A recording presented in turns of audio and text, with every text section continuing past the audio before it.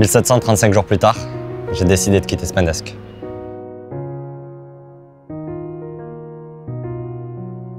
Aujourd'hui, c'est mon dernier jour chez Spendesk. Et si vous regardez cette vidéo, c'est qu'on s'est croisés lors des 5 dernières années. C'est avec émotion que je vais vous expliquer les raisons de mon départ. Et je vais tout faire pour que cette vidéo d'adieu ne soit pas ennuyante.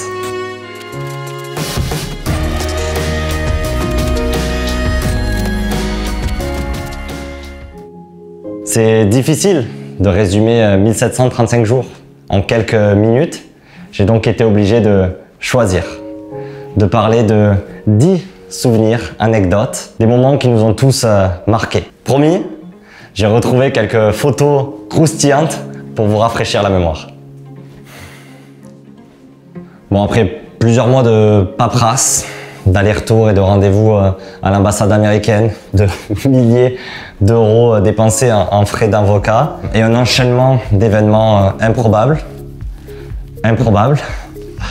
il m'a été impossible de continuer ma mission de country manager à San Francisco. Je me suis retrouvé face à un dilemme. Un, retrouver un nouveau défi aussi passionnant et stimulant chez Spendesk. Deux, voler de mes propres ailes dans ma propre aventure. C'est sûrement l'un des choix les plus difficiles que j'ai eu à faire dans ma jeune carrière. Et comme beaucoup d'entre nous, le confinement, la pandémie, l'isolement pendant plusieurs mois m'ont donné l'occasion de réfléchir à ce sujet. J'ai mis du temps, beaucoup d'énergie, beaucoup d'introspection, et je sais aujourd'hui ce que je vais faire pour les 5 prochaines années de ma vie. Souvenir numéro 1.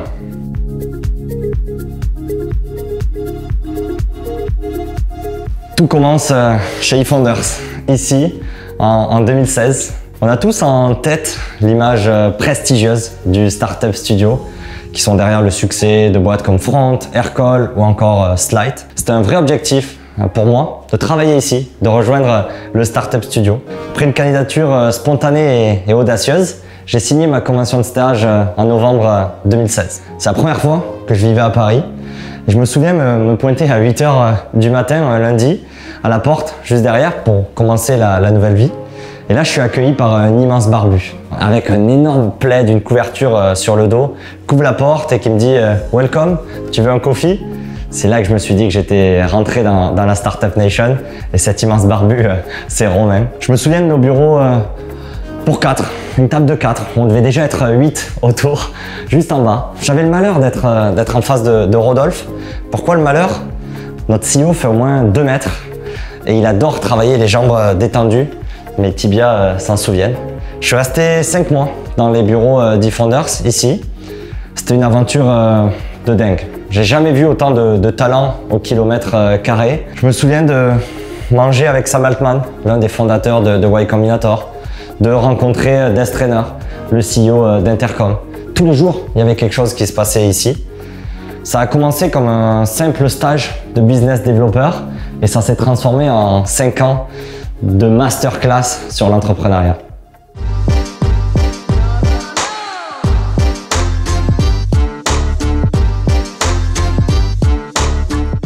Un de mes souvenirs les plus fous, c'est quand j'ai acheté 26 billets d'avion pour un séminaire en Tunisie. Spendesk devait avoir 1 an et le team building qu'on avait fait le plus fou à l'époque devait être le jeudi soir aux petites écuries de la rue juste à côté. Et je suis venu avec cette idée un peu folle de se dire et pourquoi on part pas tous à l'étranger, 2-3 jours, travailler ensemble, faire se connaître et surtout réfléchir à l'avenir de la société.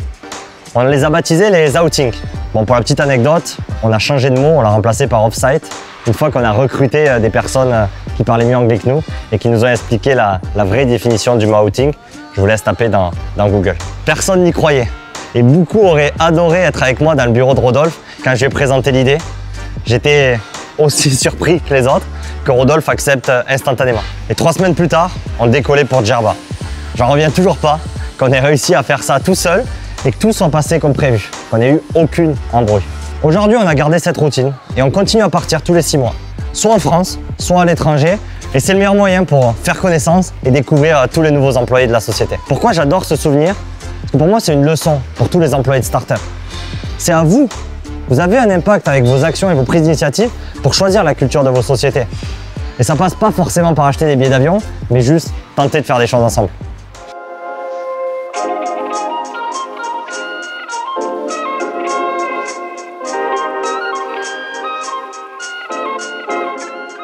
C'est ma plus grande fierté et une nouvelle passion, c'est le recrutement. J'ai un souvenir assez fort, c'était le week-end avant que mes deux premières recrues, Vincent et Aurélien, rejoignent l'aventure Spendesk. Complètement douté de savoir s'il y a assez de jobs pour eux, qu'est-ce qu'ils vont faire leur première semaine, leur premier mois.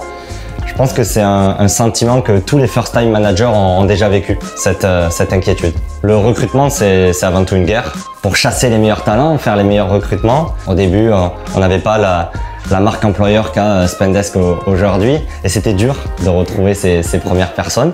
Et il a fallu trouver des méthodes un peu créatives pour obtenir des réponses. Je me souviens d'Antoine, un développeur que j'ai chassé pendant 3 semaines et qui ne m'a jamais répondu. J'ai dû envoyer un billet d'avion à son ancien manager pour enfin obtenir une réponse et Antoine nous a rejoints en mai 2019. Je me souviens de Max, une fois, qui m'appelle pour me demander un avis sur une proposition qu'il venait de recevoir. Et je lui ai dit de rejoindre Spendesk et que j'allais lui faire une proposition. J'ai dû lui retourner le cerveau au moins 3 semaines et il nous a finalement rejoint. Désolé Miro. Au-delà de toutes ces techniques, j'ai adoré passer des centaines ou des milliers d'interviews, rencontrer tant de candidats, d'anecdotes sur ces entretiens d'embauche. Personnellement, je ne serais pas là aujourd'hui sans tous les recrutements qu'on a fait et toutes les personnes qui nous ont rejoints chez Spendesk. Comme quoi être bourrin et créatif peut parfois vous changer la vie.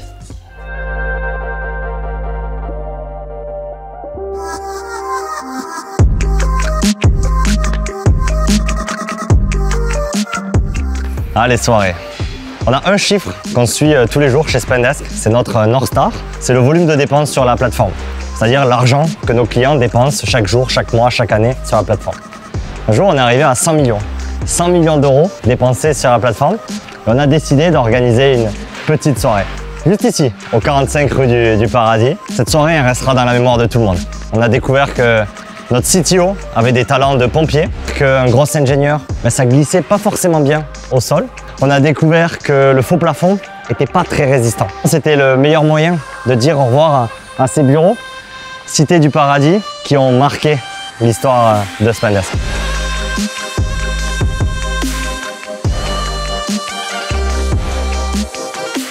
Faut imaginer qu'un jour, on a rempli cet open space derrière moi. On a organisé un Growth Keynote. On a tout piqué à Steve Jobs.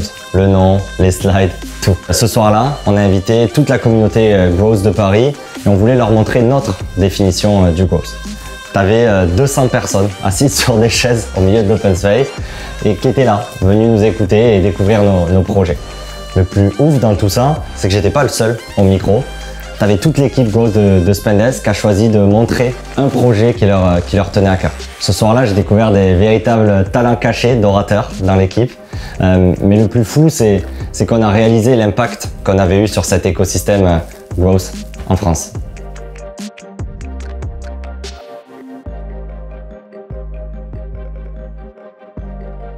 Il y a un autre événement qui a marqué, qui est resté gravé dans ma mémoire. Bon, l'accent toulousain me trahit souvent. Je suis originaire de Toulouse, dans le sud de la France. Et c'est à Toulouse que j'ai vendu pour la première fois Spendesk. Bon, c'est un autre souvenir, mais je voulais passer une dédicace à Bernard de Fitting Box. Avant de rejoindre Spendesk, j'ai fait un stage de quelques mois à l'IoT Valley, au sud de Toulouse. Bon, j'étais payé 420 € à l'époque, mais je m'en foutais. Je voulais juste apprendre. Du coup, j'ai quitté Toulouse en stage et j'ai eu la chance d'y retourner quelques années plus tard avec un autre statut. On nous a invités pour une conférence, au moins 500 personnes, tout frais payé. Hôtel, avion, taxi, tout frais payé. J'y suis allé avec Aurélien et Adri pour présenter la machine commerciale qu'on avait montée. C'était hallucinant, on s'est retrouvés au milieu d'un chapiteau, 200, 300 personnes à nous écouter, prendre des notes sur tout ce qu'on disait. J'ai aussi eu l'occasion lors de cet événement-là de rencontrer des entrepreneurs que j'admire, comme Ludovic Lemohan, fondateur de Sigfox, qui est un modèle pour tous les jeunes toulousains comme moi. Et merci à Bertrand, Simon et Steph pour votre confiance et pour l'invitation. La passion qu'on a eue pour cette boîte. Une chose qui m'a particulièrement marqué, c'est les discussions nocturnes. Les soirs où on refaisait le monde, la roadmap produit ou l'avenir de Spendesk. C'est sûrement avec Yaya que j'ai passé le plus de temps à débattre, où j'ai dû faire le plus cet exercice. Ça commençait toujours comme une question, tu penses quoi des paiements fournisseurs? Et ça finissait à fermer les bureaux à minuit passé et toujours en train de débattre du même sujet. Il y a eu un moment où je passais presque ma vie chez Spendesk. Bon, sûrement parce que les bureaux étaient plus grands que mon appart. Lucas, Aurélien ou même Nathan, j'en ai passé des samedis avec vous. C'était à l'époque où Lucas, tu codais encore. Il y a aussi eu Rod, où ces moments tard le soir ou après une dure journée de travail, tu avais encore la patience de débattre avec nous, d'accepter la critique et de nous faire grandir et mûrir. Même si on arrivait à te faire perdre la patience quand on parlait d'equity ou de salaire. C'est ça qui m'a le plus fasciné chez Spendesk.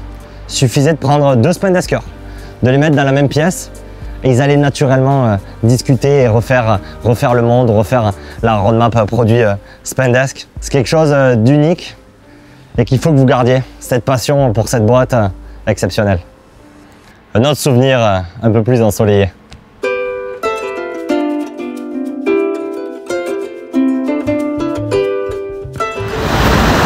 Bien plus qu'un souvenir, c'est un rituel qu'on a réussi à créer où chaque fin d'année, au mois de décembre, j'ai choisi d'amener mon équipe Growth découvrir un pays d'Afrique.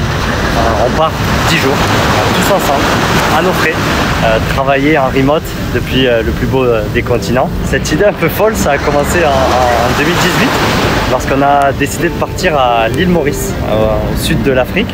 C'est la première fois que je partais aussi loin avec des collègues. Et ce voyage s'est transformé en véritable révélation et on s'est fait la promesse de réussir à faire ça chaque année. Mes meilleurs souvenirs pro sont sûrement ceux qu'on a eu en grosse retreat, le nom qu'on a choisi de donner à ces voyages. On a récidivé l'année d'après avec Cape Town en Afrique du Sud. On était 2 fois plus nombreux, 3 fois plus de souvenirs. Et actuellement, quelques mois et quelques années après une année 2020 compliquée, on est de retour pour le faire une dernière fois en Tanzanie, l'île paradisiaque de Zanzibar où je suis actuellement. 50% de l'équipe était nouvelle et encore une fois, on a vécu 10 jours exceptionnels. Bon, je savais que c'était le dernier, ils l'ont découvert. C'est sur cette plage, il y a quelques heures, j'ai annoncé à l'équipe Growth mon choix de quitter Spendesk en 2021. Les grosses retreats, ça fait partie d'une idée folle et c'est des souvenirs les plus drôles et les plus intenses de ma vie. Je retiendrai plusieurs choses. La découverte des urgences de l'île Maurice, le premier jour arrivé sur l'île. Nos randonnées épiques aux 4 coins de l'Afrique. Nos soirées Top Chef où on a essayé, je dis bien essayé, de préparer les plats locaux. Les matchs de foot sur la plage de Matamwe, où on a perdu quelques reins et quelques litres de transpiration. Ces soirées où j'ai eu l'occasion de découvrir bien plus que des collègues. Et surtout, ces gens, tous les gens qu'on a croisés, qui nous ont accueillis comme des amis dans leur pays aux 4 coins de l'Afrique. Merci à vous et bien plus qu'un souvenir, un rituel, mais qui reste gravé dans ma tête et pour toujours les grosses retreats.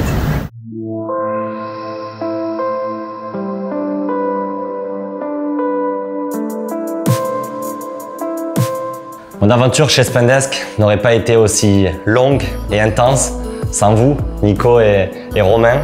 Vous étiez là avant moi, vous serez là après moi, mais nos IPO dinners vont terriblement me manquer. On était des enfants ici, sans expérience, incapables de faire un call, d'envoyer un email, de mettre en place un CRM. Et aujourd'hui, on a 3000 clients et on a monté l'une des plus belles équipes business d'Europe. On en a fait des démos, des closings, des déplacements, des OKR, des entretiens, des licenciements. On a appris à devenir de véritables managers. Je me souviens de cette idée un peu folle de rêver d'avoir 1000 clients un jour chez Spendesk et de travailler depuis une île paradisiaque. Aujourd'hui, on en a 3000 et on est toujours là, dans la tranchée. Respect à vous, les gars.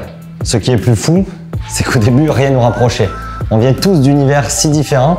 J'aurais jamais imaginé former un aussi bon trio. Au-delà du trio, on est devenus de véritables amis.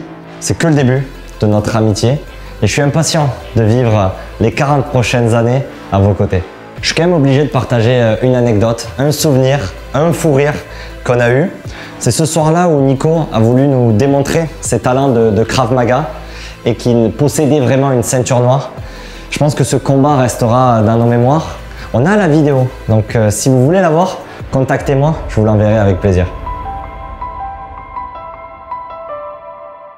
Comme vous savez, j'ai beaucoup voyagé pour Spendesk et j'ai ramené un dernier souvenir des États-Unis. Je pensais pas que ce soit la dernière fois que je sois autorisé à venir à San Francisco. Cette ville que j'ai découvert en 2016 pour mes études, où je me suis fait la promesse que je vivrais un jour. Je pensais venir avec un aller simple, c'est avec un billet retour que je repars ce soir. Ça a été 18 mois intenses, 18 mois où on m'a fait confiance et on m'a donné un rôle plus large que celui de growth, un rôle de country manager, où j'ai dû monter un produit, une équipe et aller chercher les premiers clients, tout ça avec un accent anglais approximatif. Je pensais découvrir le rêve américain, j'ai découvert la réalité américaine avec les dures joies de l'immigration. 18 mois fascinants avec toutes ces rencontres. J'ai dû avoir un meeting d'à peu près toutes les tours ici à San Francisco. Merci Charles de m'avoir fait découvrir les faucons, chasseurs de pigeons sur le rooftop de Facebook. Surtout 18 mois, si je devais le résumer à une chose, c'est ma relation avec Alfie, mon acolyte de toujours, qui m'a suivi dans cette aventure américaine. Je te souhaite de continuer de vivre le rêve américain, parce que tu le mérites. Tu as travaillé dur pour ça et tu mérites de continuer ce rêve américain. Et surtout, cette équipe US que j'ai formée, merci David, Martin et surtout Astro de m'avoir fait confiance dans ce projet complètement fou. Vous êtes ma plus grande fierté. Enfin, le dernier truc que je retiendrai de San Francisco, c'est ce retour dans la tranchée, comme on dit chez Spendesk, ce fait de repartir de zéro, de prospecter, de contacter des directeurs financiers. J'ai dû rencontrer plus de 350 directeurs financiers ici. Merci Connor, Thomas, Pierre, Rachel ou encore Mélanie de m'avoir accordé ce temps précieux et surtout de m'avoir redonné envie de repartir de zéro, de poser des questions, de découvrir des problèmes et de construire une solution. J'étais persuadé que mon aventure américaine s'arrêterait aux États-Unis. Je pensais que ça serait en sonnant la cloche à Wall Street pour l'IPO de Spendesk. Malheureusement, ça s'arrête à Salesforce Park. Merci San Francisco, merci à vous et bye bye SF.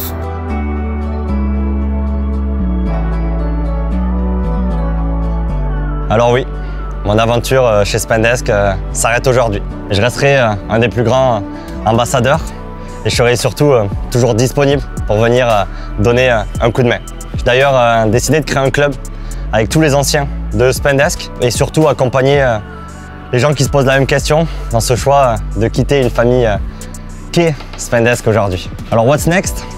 J'ai été à la meilleure des écoles pendant ces 5 dernières années chez Spendesk et c'est à mon tour de me lancer dans cette aventure entrepreneuriale. On a décidé de lancer notre propre entreprise. J'ai à cœur de monter une boîte saine financièrement et culturellement, où je serai en charge de tout ce qui est la partie people, du recrutement, mais aussi de la relation client et surtout du growth. Il est temps de mettre en application ces 5 ans passés chez Spendesk. Vous savez, toutes les infos seront sur mon profil LinkedIn. Ah oui, un dernier mot. Merci.